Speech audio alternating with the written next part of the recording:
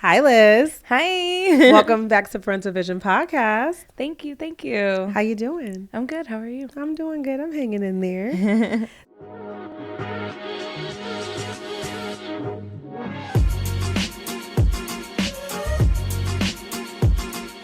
So tell me, obviously you're here because you're a mom. Yes. So tell me a little bit about your baby. So he just turned 5. Well, we both had a birthday about 2 weeks ago. Oh, happy birthday to Thank both of you. you. Yes. So we do share the same birthday. I just turned 30. He just turned 5. And yeah, so he's 5 years old. He just started kindergarten this year. He's autistic, so he's in a program, but he does have a speech delay. So we're working on his speech delays and, everything to kind of like battle autism and make sure that he gets all the help that he does. Beautiful, beautiful. First of all, welcome to the 30 Club. Your 30s are your prime. The 30s are fabulous. Right. I don't feel a day over 20. That's good. That's good. So when your baby was first born, what made you want to go get him screened? Like, what were some of the tendencies that he was showing? Well, he didn't show anything up until probably like a year. He wasn't responding or saying like mama, dada. He wasn't looking into my eye. I know that's like a thing. When they start looking at you, paying attention more. Just little signs that he wasn't developing as they feel like he should. So I just took those in. And on top of that, he had another sibling that was diagnosed with autism. So it just made me want to make sure that, regardless if he was autistic or not, just to make sure he has all the help that he needs. Yeah, you wanted to just double check. I understand. Right. So when you initially found out, like, what was that experience like? When I found out, I was sad. I knew it was going to be a battle. I'm a single mom, so I know it was going to be hard. But honestly, now that I'm going through it, it's not as bad as I thought it was. I mean, you still have to, push through and keep going. But, it's the battle that God gave me. So That's beautifully put. What are some of the challenges of being a mom to a baby that has autism? Speech delay is the hardest. Okay. Trying to learn how to communicate with him. I know a lot of things that he wants and what he says, but trying to get him to say it or talk, it's a struggle because sometimes I don't know what he wants and, he has to show me or talk to me, but the speech delay kind of gets in the way, but we're working through it. He's getting better. He's starting to say little words. He turned 5. So now all of a sudden, little things are coming up. That's good. Yeah. So we're seeing a lot of progress. School definitely helps a lot. And the programs, he has a speech pathologist. He sees her, I believe, twice a week. Okay. And we're trying to get him more into speech now. I'm just waiting on a call so that he could start. Well, I'm a behavioral technician, so I work for a company called Autism Learning Partners. So that is something to definitely look into if you're looking for other programs that can possibly help, because I do that too for a living, just so you know, just putting it out there. Right. Absolutely, yeah. Tell me what it's like being a boy mom. They're always on. They'll keep you on your feet. Yeah. I'm telling you, the boys keep you on your feet, but it's the little cool things. I like that he's super hyper. I could take him to anywhere. I always was rough as a kid. I grew up around a lot of boys, mostly cousins that are boys, uncles. I don't have no aunts. The only females in my family, I have one cousin, and then just my mom. Hardly no girls in the family, so I'm already used to all the boys. I get to play the games with him. I get to hike with him. He's super rough. I get to do a lot of cool things with him. That's awesome. I'm jealous. That's awesome. So what's your support system like with your son? What's your relationship like with his father? Do you guys communicate at all, or? So recently, we started communicating again. So that was a change from the last time, we spoke. Yeah. But, trying to work on co-parenting and just trying to make sure everything is up to par for him. And so that he grows up in a better environment instead of seeing his mom and dad hate each other. So I'm just trying to, be the best parent I can be. And if he wants to work things out and make sure that he's in his son's life, then I'm more than willing. Beautiful. So what was his initial reaction when he found out his son had autism? Since he already had a son with autism, I feel like he was kind of breaking into, now he got to deal with both of them. And it's like, I don't think it was nothing really new to him because the time frame it was. But, you know, it's just like, it's just a label, I guess. Okay. Yeah. I don't think it hit him really hard. Yeah. So it's like not his first rodeo, if you will. No. Yeah. Okay. And then when he found out, was he still involved as much as you were as getting him help, or was that solely on you? It's solely on me. Oh, and how did that make you feel? It's hard. I mean, you know, as we all want that 2-parent type of thing, but honestly, I'm going to do it regardless as a mom. So whether he's in there or not, then, you know. So be it. So be it. Absolutely. What's his relationship like with his grandma? Because I remember you told me before your mom is very much involved in helping you out. What's that like? Oh, he loves her. Yeah. I literally just seen her because she's babysitting now. So he literally runs to her and he was like so happy. Like he just knows like that's my Mima. Like, because, you know, that's what we call her. We call her Mima. Beautiful. Yeah, but she's really active. She's actually going to watch him while I go on like vacation and all that. So where you going? I'm leaving to the west side. Nice. Yeah. Absolutely. That's beautiful. So you do have a support system. Is it just your mom? Just my mom. That's it? Yeah, it used to be my grandma, but my grandma's getting a little older. Okay. So she helps here and there, and she's very involved, but she can't just, you know, he's a really hyper kid, like very hyperactive. I even got a trampoline with a swing in his room just to kind of like keep him sane, because this kid is like Tasmanian devil. He'll like jump everywhere. So he's a little much. So it's just me and my mom right now. Okay. When I deal with my patients, I go to their house for private care, and I ask the parents, like, did we have a high day, a low day? And they usually go by numbers. So walk me through what's a high day, like a good day between you and your son and his diagnosis. 'Cause I know you deal with temper tantrums, and you said like speech delays that you can't certainly make out what he's saying. Like, what is that like for you? A good day versus a not so good day. I don't want to say bad day because he's a baby. Right. A good day would be, you know, he's kind of on schedule. He'll wake up. When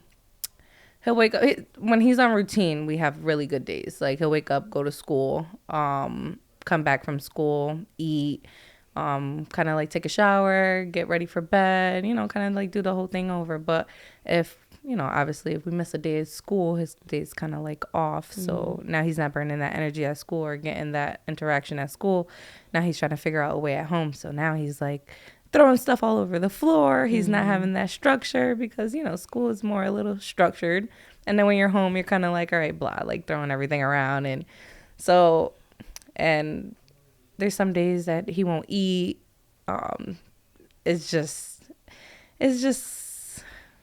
It's back and forth. It fluctuates. Yeah.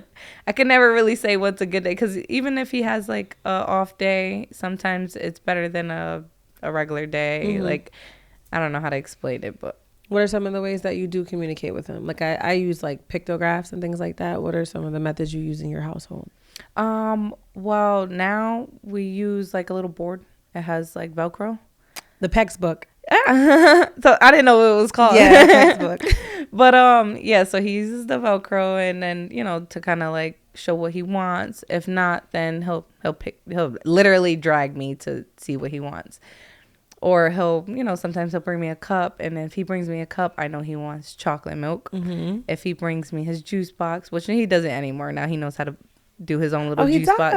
Yeah, so he's very fine with motor skills. It's just the talking that's the hard part. Okay. And he's doing well in school, I'm sure. Yeah, his teacher says he's like listening more. Now he's starting to respond more to his name.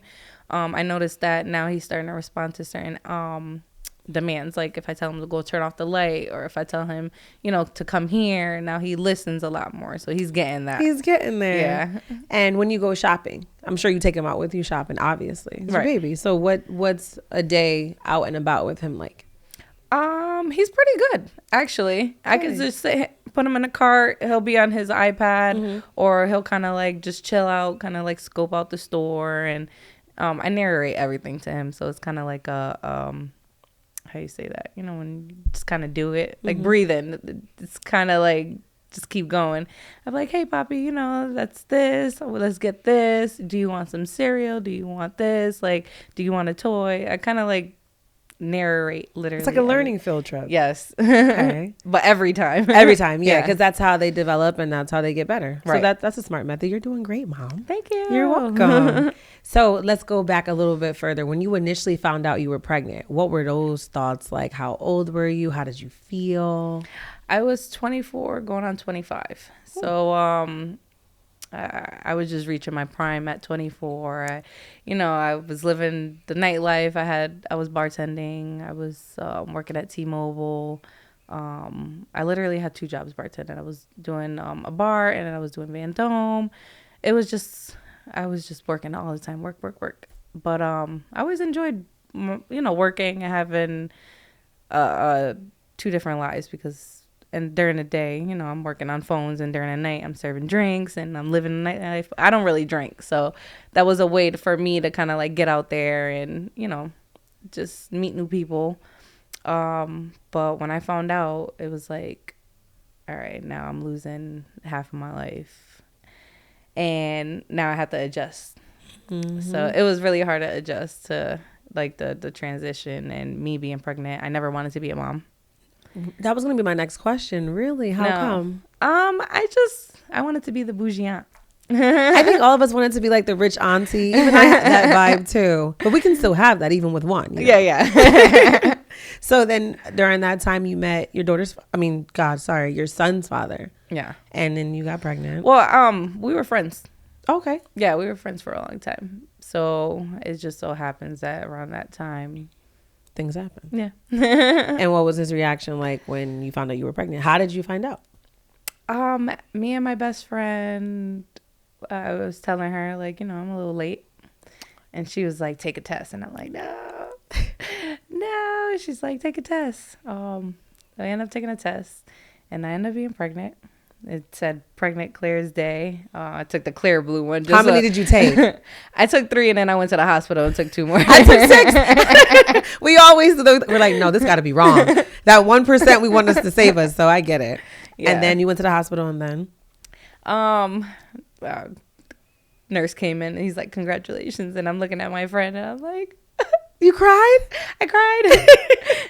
I just felt like, my life was over. Mm-hmm. And, I'm a mom now. But you made the concrete decision right then and there that I'm just going to be a mom. You didn't like decide between not being a mom? I had thoughts, but I think me leaning more towards like I'm going to be a mom opposed to like, what am I going to do? Mm-hmm. So I already knew from there, because I feel like if I had like that, I don't know, like, what am I going to do moment? I just felt like I know that that's not what I was going to do. Okay. If that makes sense. No, I totally get it. You made a concrete decision. Yeah. I understand. And you stuck with it. And you're doing great. Thank you. You know I see your stories. You're doing amazing. What were some of the ways that you got ready for motherhood? With you not being ready initially up here, how did you get in gear? Honestly, I just kept telling myself, it's a blessing. I just kept telling myself that, things happen for a reason. Maybe I needed to calm down, and I needed him in my life. And then when I turned 25, literally as soon as 12 o'clock hit, my water broke and baby came. Wait, you guys have the same birthday? Yes. What a gift. That's beautiful. He was my 25th birthday present. That is wonderful. I love that story. Yeah. Oh my goodness. And when he got here, all those feelings of doubt, I'm sure, it just went out the window. Exactly. And what was your relationship like with his father, once you became a mom? It was a little rough. On and off. It's new. It was a lot of drama. And just trying to figure it out all together. What's dating like now with you being a single mom? It's good. That smile said a lot. Oh my God. I'm kind of jealous. Like, give me what you got going on. Oh my goodness. It's a Sierra prayer. No, I'm just kidding. Exactly, right? I listen to that over and over. The Sierra prayer ladies at work. So, oh my goodness. That's beautiful. So what are some of the things that you were looking for in a partner when you were thinking about dating? Like, did you introduce them to your son yet? Like, do you have any reservations? Yeah. Actually, we were friends first too. Beautiful. It's always the friends, right? I know, right? Usually. But yeah, we were friends first, so everybody kind of like met my son a long time ago. But he did meet him, and it's pretty good. But the things I look for in a partner now is more communication, things that I just don't like no disrespect, making sure everything is like I don't disrespect him neither. It has to be a two-way street, and then having the same goals basically.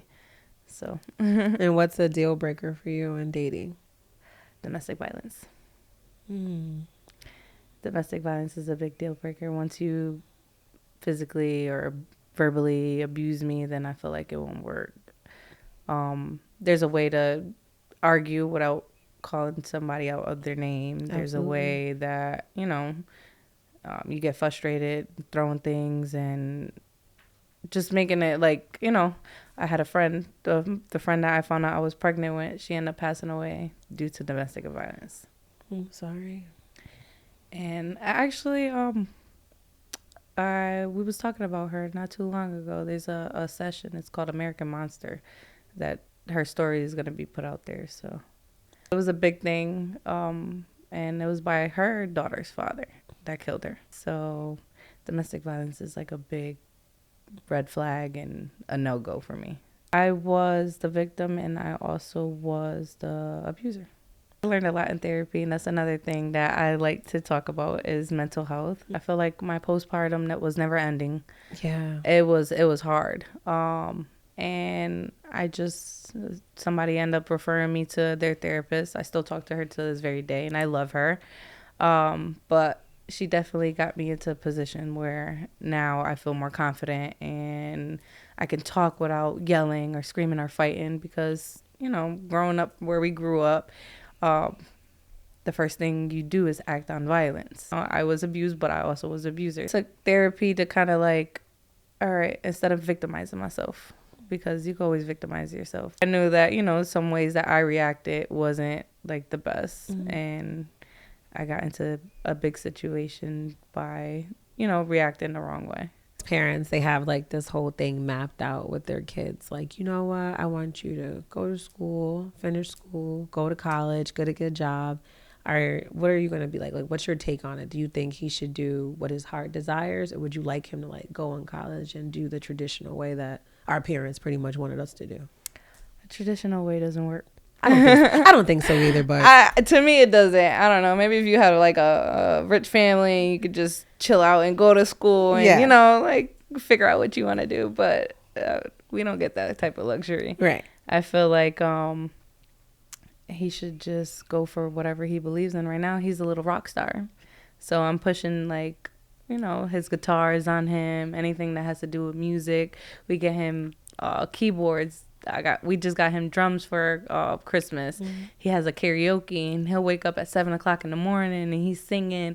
There's like a little video on YouTube. It's called My Stupid Heart. And this little boy will sing that song. And I'm like, all right, like he's getting his words out. Like, but we pushed the music thing because ever since he was 1.5, he was going crazy over guitars. And he has probably like 10 guitars at home. We done ran through probably like 20. Oh my goodness. So broken strings, you know, broken noses on guitars, but he's a rock star, so I'll push whatever his heart desires, honestly, because you never know who could be what. And if that's what your heart desires, I won't ever tell him, you're not going to make it, because we're their first supporters. Absolutely. So as a mom, I feel like if I support you in your dream, you're going to do whatever you want, and you're going to be whoever you want to be. And I can't make that decision for him to, all right, now you got to go to college, because now he expects something out of me. Right. That's true. Do you believe that honesty is the best policy, or when do you feel like it's okay to lie to your kids? I feel like honesty is the best. I don't think I should lie to him, because once you tell a lie, then they're going to feel like it's okay to lie. And I'd rather him tell me the truth, the whole truth, and nothing but the truth. We can lie to the judge. We can lie to everybody else. But She said Mom, the judge. you gotta let me know. You gotta let me in. Yeah, absolutely. But if he asked questions about the relationship dynamic between his father and you, would you be honest about that? Of course. Okay. I wouldn't bash him. Of course not. I wouldn't bash his dad. No. I would do it in a respectful way. I'll let him know like everything that happened. And I'll fill him in so like that he doesn't repeat the same mistakes. And he knows about it because it was a decision that we both made. So now I don't want to lie to my son about what's going on or what happened or why mommy didn't do this or what. It's just complete honesty. But not in a bad way. I don't want to harm or like bash nobody, and I'll do it in the most respectful way so like that he could respect both his parents, because I don't want to pin him to hate his dad when his dad and him could have a different relationship just because me and him didn't work out. So Perfectly said. yeah, I'm trying to learn and grow, You're doing amazing. Kudos to you. Thank you. So in what ways do you think motherhood kind of hindered or slowed you down from your dreams, goals, and aspirations? Just working around his schedule. Okay. There's sometimes, I will want to do something and I wouldn't have a babysitter, or just trying to start a business, and it's hard to start a business when your kid needs more than, even though like you want to start something. So like that, I could get him whatever he needs, but it slows it down a little bit. I'm not going to say it stops me, but, just keep pushing because eventually I'm going to get it. And I know I will, but being a mother is hard. Yeah. And then, there's days where he gets sick and I can't go nowhere, or I'm losing out on money. But at the end of the day, this is a child that I'm raising, so. And he's yours. Yeah. What are some of the goals and dreams that you do have that you would like to follow in the near future, far future, present time? Well, right now I'm starting a tattoo business. You do tattoos? Yeah, starting. You never told me that. Oh my gosh. Okay. I and last time we talked, I was just getting all of my supplies. I literally probably like right after I seen you, I started a piece on my leg, and now I'm gonna keep pushing. That's beautiful. And then I got little people, I got a couple people that's ready to come start with me while I apprentice. So I'm like, thank you for your skin. I know, right? Literally. That's awesome. That's like really trusting. Yeah. So clearly you're good. Yeah. That's great. And that's something that you wanted to do before you became a mom, or? Yeah. I always was big into art. So I wanted to do art school, and then I ended up getting pregnant. Mm-hmm. So I was kind of like, And I was trying to move to the west side, so like that, because they have like a big art district in California and all that. Oh, okay. So I was going to move out there, and then like the year that I was like saving up and kind of like planning everything, that's when I got pregnant. So it kind of like pushed me back, but it's still always on my mind. So the only thing that keeps me here is my son having his family. Like his grandma, okay. And, obviously now his father and certain things and situations. Like I don't want to take him away and then him end up resenting me. I don't want that resentment. So that kills us every time, doesn't it? Putting the kids first. It's a good thing, but it has its moments where it's like we got to worry about ourselves, because you can still be a mother and follow your dreams. Right. No, I'm still pushing. Eventually, it's God's plan. I love that. It's Thank God's you. Plan. What's your son's relationship like with his brother?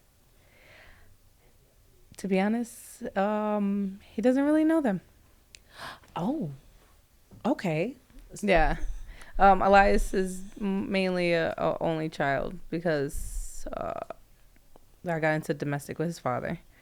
So it kept us apart for 3 years. He finally reached out, and he wants to be a part of his life. Now he's asking about him, and we're trying to get our co-parenting down packed so like that, it doesn't affect him. And that's my main concern. Okay. And what was the conversation like when he reached out? Like, was it like, I'm sorry, or hey, like, how was it? Like sudden, honestly. He actually reached out on our birthday. So it was just like holy shit. Right, like, hey, hi. But we end up talking. I did set boundaries about how we're gonna set this and how we're gonna deal with this, so like that, we can move forward in a positive way instead of keep being at war with each other. What were some of the boundaries you put in place? Just making sure he's consistent. Okay. I think consistency is like my biggest thing, because it's like one day you're here, one day you're not. One day you're here, one day you're not. In and like, out. Yeah. So if you're gonna be a part of his life, be a part of his life. I think that was like my main boundary. Other things is like keep drama out of it. I don't want to deal with nothing else. Like if it's not about him, it's not about nothing. Say that one more time. If it's not about him, it's not about nothing. It's not about anything. Right. I love that. I really like that a lot. Most mothers could pull from that, honestly. Right. So what are you hoping for yourself and your son in the near future, the far future? I just hope I just hope for peace. I want everything to be peaceful. I mean, obviously, it's not going to be peaceful for the rest of our life, but like as much as we can make it. Okay. So I just want him to be at peace and, grow up happy as a kid should be, and not deal with the trauma that lies on me or his father. So breaking generational curses. Yes.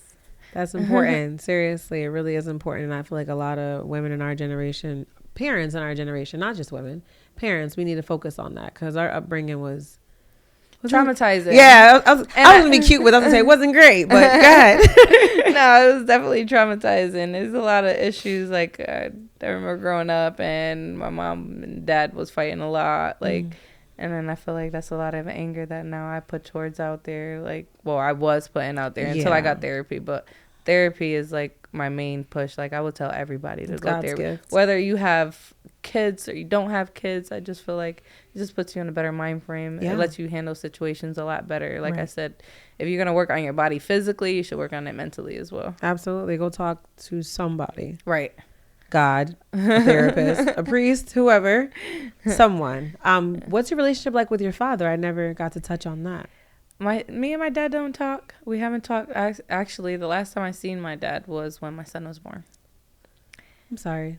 It's okay. I deal with it in therapy, but how does that affect you internally?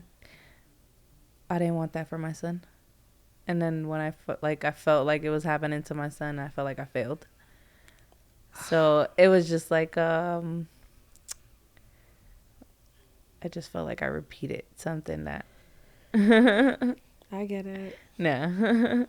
It's a shot to the heart. It's a shot to the gut. Yeah, it was like I forgot. I think it was called March 13th by Drake. And he was explaining like he failed as a parent because he didn't have the two home, parent household. And what he said in that song, I was just like, damn, like. It hit home. Yeah. Trust me, I resonate with it too. I get it. But you kind of got to like push through it, because you give them enough love in your home. Yeah. And that's enough. Right. For now. Right? Absolutely. So if your father were to reach out to you, would you be willing to talk to him? Like, do you believe in redemption and forgiveness? Of course. They say your way into heaven is your mother and then your father. And then obviously, you go from there. At the end of the day, I'm part of him. So there's a lot of things I picked up on, like his humor and all that. So I kind of wish like he was around, like my son, to see like the funny things that my son does and joke around. So of course I'll be open, but it's not like how I am with my mom. I understand. What are some of the mistakes you feel like you've made as a parent that you would correct if you could? My anger. I'm learning how to correct that. I feel like, react in a certain way. Like when he doesn't do, I got to remember that, he's a child. Sometimes I get ahead of myself and I'm just like, oh my God, I get frustrated. But then again, those are overwhelming days. Those are days like my house is a mess. Those are days that, I got a lot going on in my head, mentally, physically, like I'm tired, or like Sundays he wakes up at like 5 o'clock in the morning and he's like on go. And I just don't have the energy. Like, I just have to remember, like, wind down. He's a kid, and kids gonna be kids. Yeah, literally, they're gonna be kids, and they're here to love us and drive us crazy at the same time. Right. So I gotta remember that. And I just feel like I was always so easily like angered, and now I'm working on my my mental. So trying to figure all of that out. Mistakes. Go ahead. Mistakes like yelling. Then I catch myself and I always tell him sorry. Like when I feel like I react in a bad way, I'm like, listen, mommy don't mean it. Mommy's just frustrated. Mommy's tired. I got to explain to him my emotions at the time because, I'm human. So I react a certain way and then I'm like, oh, damn, like this is a kid. Like, so I always apologize to my son. And to be honest, to be fair, well, at least in my life, right, apologizing wasn't a thing when I was growing up. No, me neither. Parents did not say sorry. It was like, I said this, I did that. However it made you feel, go to your room, talk to anybody but me about it. Right. So I feel like it is important to say sorry to your children. Right. Because if you can be remorseful to people in the street, why can't you do it for the one that came out of you? Right. So I love that about you. That's great. I thought I was the only mom that thought like that. So. No, I love to say sorry. I give them hugs. I try to make them feel extra love. And sometimes I do, like, I get that mom guilt. And I'm just like, damn, like, how do I be a better mom tomorrow? Like, all right, now if he makes a mess on the floor, I'm just like, Elias, can you please pick up the mess? Or, like, help me pick it up. So I'm trying to find alternatives to do. Like, I've been getting a lot better. But that was, like, my biggest thing as a mom, like, reacting in a way that we used to get. So yeah, not that my mom was bad, but their generation grew up a little different. Yeah, there was just some things that they could have did better, but they did what they could. I'm not gonna say they did the best they could, but they did what they could. Exactly. So it is what it is. I feel like it made us better moms and better humans. Exactly. So I appreciate my mom a lot. We love them. Me, ma. Right. We love them.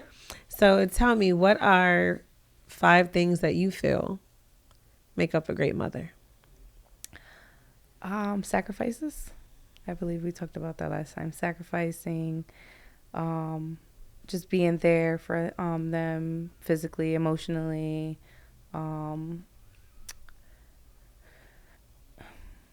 I like to do things with him, keep him active. I don't know. I'm trying to think. 5 things. Making sure his education is on point, and just making sure he's healthy and wealthy. And how are some of the ways you show him that he's loved, like by more than just saying I love you? I like to cuddle with him. We watch movies. I play with him. Sometimes I'll go on his little trampoline. I'll go hang out in his room. I'll sing with him. I'll encourage him to do like things that he loves. Sometimes I'll mimic him, so like that he'll laugh. I'll tickle him. Like we just have a really cool bond. I think the bond is like the main thing. Absolutely. And how do you discipline him? I discipline him. I don't hit him. Of course not. I feel like to discipline him, I'll put him in the room and I'll close the door. And every time he gets out, go back in your room. That's it. Just so like that he could kind of get like that's. It's not like real discipline. He got a room full of toys and this and that. Yeah, it's like Disneyland in there, like. But when he wants to come out, it's like, can I come out now? Like, all right, come on. But I mainly send him to his room or send him somewhere, just to kind of like sit down and relax. Because sometimes he could get out of hand. Yeah, I get it. My daughter too, she's 10 and she still gets out of hand. She drives me, I pull my eyebrows out sometimes, seriously. What are some of the ways that you try to cope? Like when you do get overwhelmed, I know you said that you clean your house, but do you journal? Do you make vision boards? Do you go for a walk? Do you go for a drive? Like what are other ways you try to cope besides just cleaning the house?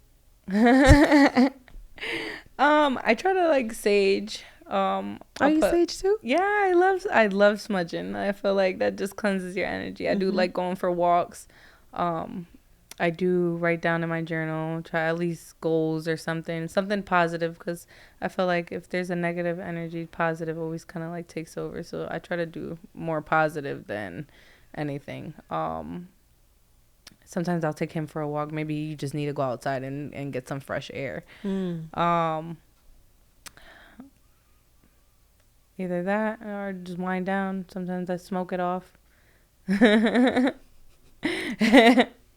I feel like, sometimes you just be like, all right, like, Listen, we all have give me our some vices. Bob Marley.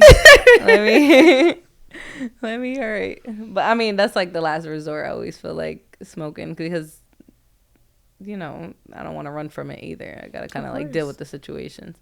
But that's mainly my thing. And I it's crazy too, because they brought up vision boards, because now, like, I was just talking about my friend, and we was wanting to do like a vision board, just to kind of like, set the year off and kind of set goals. I try to set goals for the year, then the months, and then the week, and then every day I try to set a goal as well. I love that. I love vision boards. I have a vision wall. I have 2 of them, actually. Oh, yeah? So I have like pink sticky notes on 2 walls, and it just has all my goals for the next year. So that's an idea for you too. Oh, I like that. Absolutely. I love it. My wall Thank you. my wall's white, but now it looks pink with all the sticky notes and stuff. So with you being a mom with a baby with autism, do you have friends that are going through the similar thing? Like, how do you seek support for yourself, not just your son? I do have friends. I have a friend, her name is Sam, and she has a son with autism, and she helps me a lot because her son is a little bit older than my son. So she helps me out with what she knows. I help her out with what I know. I noticed that a lot of people that do have kids with autism, there's always a missing information. So what I know, and I share with her or him or whoever, we try to put it out there on social media. Some people reach out to me and they're like, hey, what do you do for your son? I'm like, listen, like, he's hyper. I try to get him this. I try to get him sensory toys and just try to fill them in with as much information that I know, because knowledge is power. And if I know something and I could bless you with it, and you could take from that, and then you could bless somebody else with it and take from you, like, it's just like a little chain, basically. That is so nice. Try to share, I feel like we're a community now. For women that are going through domestic violence, like we previously spoke about earlier, what's some advice you would give a woman that's going through it currently? I would tell her to find the best support system. Find a way to get out. It never gets better. It always gets worse. Rest in peace to my friend. And stay strong. I feel like a lot. Don't go back. I mean, it's easy to say don't go back, but, try to have your boundaries. Domestic violence is not cute, nor is it fun. And it messes you up mentally. Yeah. Traumatizes you. This was a really like fulfilling, amazing, exciting conversation. I really enjoyed it. I really did. Absolutely. You're great. And you're such a phenomenal mom. You're doing amazing, if no one told you. Thank you. I know I said it earlier, but you should really be proud of yourself. And I know your son is proud of you as well. So before we wrap, I need you to tell me 5 things that you love about yourself. Myself, I love my personality. I love being friendly. I love my hair. And just overall, I love how I love. So I love that. Thank you. And I love that you're a great mom. Thank you. You're welcome. Thank you so much for sitting down with Parental Vision podcast today. I appreciate you. Thank you so much. Absolutely. Everyone, that's a wrap for Parental Vision podcast. Once again, I'm your host, Tiana Caprice. Until next time, bye.